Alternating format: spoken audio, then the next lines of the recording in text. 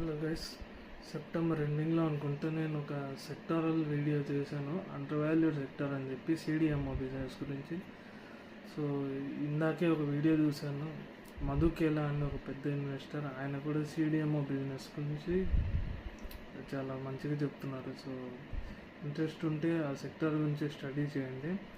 ఈ సెక్టార్కి నెక్స్ట్ 10 ఇయర్స్లో 5x grow అయ్యే మంచి ఛాన్స్ ఉంది. సో ప్రతి ఫార్మా కంపెనీ వాళ్ళ మందుల్ని అవుట్సోర్సింగ్ చేస్తున్నాయి, అంటే వాళ్ళు తయారు చేసుకోకుండా వేరే కంపెనీస్తో తయారు చేసుకుని వాటిని ప్రీమియమైజేషన్ చేసి అమ్మాలని చూస్తున్నాయి.